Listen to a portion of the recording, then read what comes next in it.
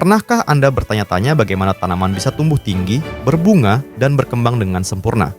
Di balik keajaiban pertumbuhan tanaman, ada 3 hormon utama yang bekerja sama: auksin, giberelin, dan sitokinin.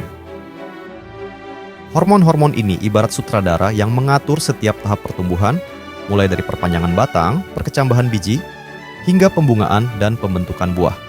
Tanpa peran mereka, tanaman tidak akan mampu mencapai potensi terbaiknya. Dalam video ini, kita akan mengupas tuntas bagaimana auksin, giberelin, dan sitokinin bekerja secara harmonis untuk menciptakan keindahan dan keharmonisan dalam dunia tumbuhan.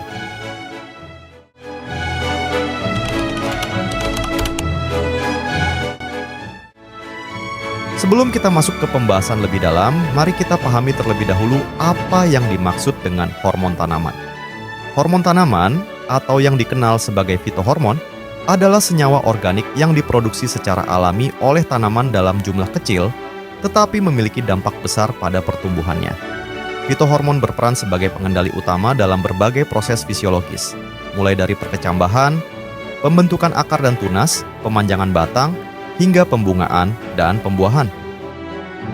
Selain itu, hormon-hormon ini juga membantu tanaman merespons perubahan lingkungan, seperti cahaya, suhu, dan ketersediaan air, sehingga mereka dapat beradaptasi dengan kondisi yang berubah-ubah. Di antara berbagai jenis fitohormon yang ada, 3 hormon utama yang memiliki peran penting dalam mengatur pertumbuhan dan perkembangan tanaman adalah auksin, giberelin, dan sitokinin.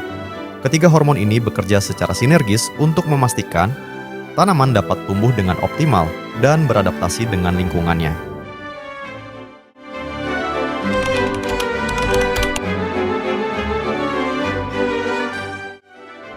Mari kita mulai dengan auksin, salah satu hormon terpenting dalam pertumbuhan tanaman.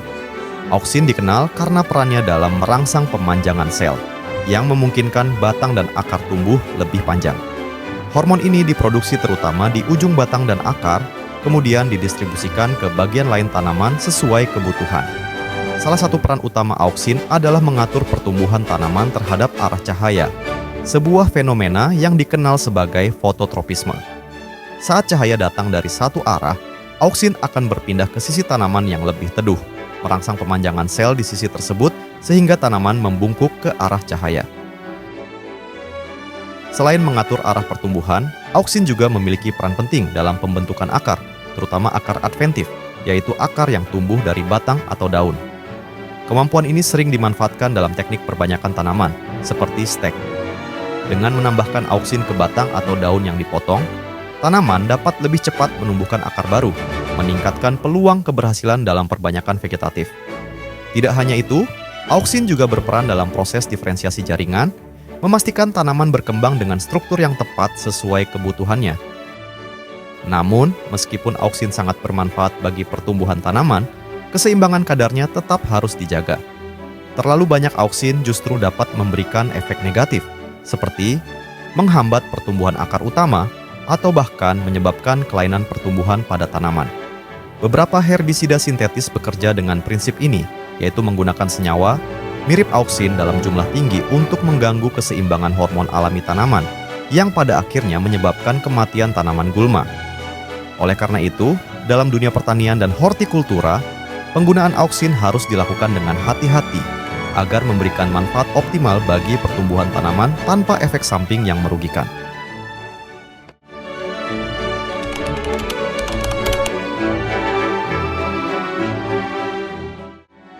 Selanjutnya, mari kita bahas giberelin, hormon yang memiliki peran krusial dalam berbagai aspek pertumbuhan tanaman. Salah satu fungsi utama giberelin adalah membantu proses perkecambahan biji.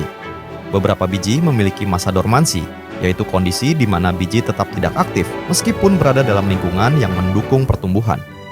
Giberelin berperan dalam memecah dormansi ini dengan merangsang enzim yang memecah cadangan makanan dalam biji, sehingga embrio mendapatkan energi yang cukup untuk tumbuh menjadi tanaman baru. Tanpa giberelin, banyak biji yang mungkin akan tetap dorman dan tidak berkecambah meskipun kondisi lingkungan sudah ideal. Selain berperan dalam perkecambahan, giberelin juga sangat penting dalam merangsang pemanjangan batang. Pada beberapa tanaman, pemanjangan batang ini memungkinkan mereka tumbuh lebih tinggi dan mencapai lebih banyak cahaya untuk melakukan fotosintesis. Hal ini sangat bermanfaat bagi tanaman yang tumbuh di lingkungan dengan kepadatan tinggi, di mana persaingan mendapatkan cahaya sangat ketat. Pada tanaman padi dan gandum, gibberellin membantu menghindari pertumbuhan yang kerdil dan memastikan tanaman memiliki batang yang cukup panjang untuk mendukung perkembangan daun dan malai. Tak hanya batang, gibberellin juga berperan dalam pembesaran buah, yang menjadi salah satu alasan mengapa hormon ini banyak dimanfaatkan dalam dunia pertanian dan hortikultura. Misalnya, pada tanaman anggur, aplikasi gibberellin dapat meningkatkan ukuran buah dan bahkan menghasilkan anggur tanpa biji, yang lebih disukai di pasar. Selain itu, gibberellin juga berperan dalam induksi pembungaan pada beberapa tanaman yang memerlukan kondisi lingkungan tertentu untuk berbunga. Dengan mengaplikasikan gibberellin, tanaman dapat berbunga lebih cepat atau bahkan berbunga tanpa harus melewati periode dingin terlebih dahulu. Menarik, bukan?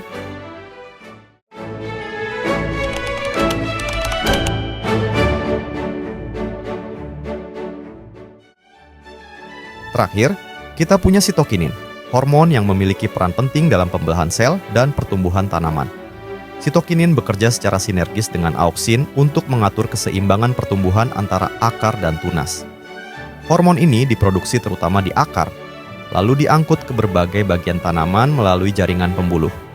Dengan adanya sitokinin, tanaman dapat menghasilkan lebih banyak sel baru, yang mendukung pertumbuhan daun, batang, dan organ lainnya.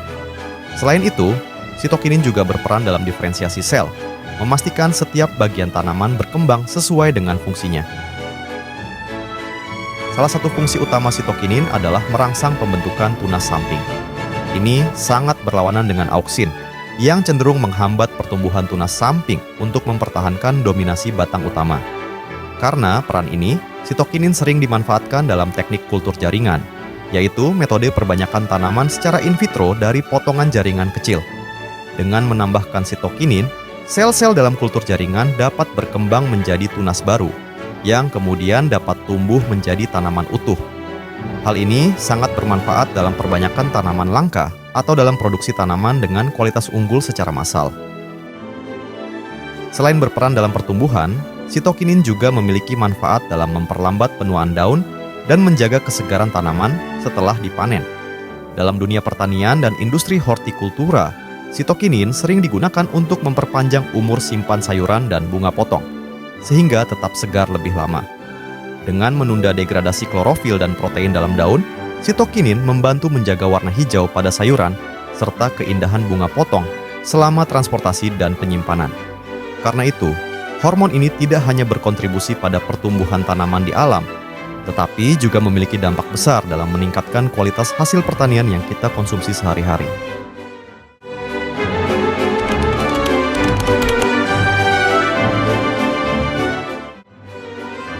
Ketiga hormon ini, auksin, gibberellin, dan sitokinin, tidak bekerja sendiri-sendiri. Mereka saling berinteraksi dan memengaruhi satu sama lain.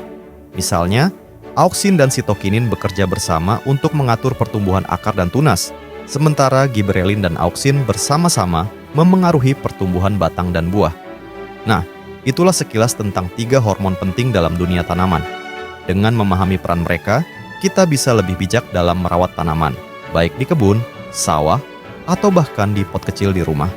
Jangan lupa like, share, dan subscribe untuk konten menarik lainnya. Sampai jumpa di video berikutnya. Salam hijau.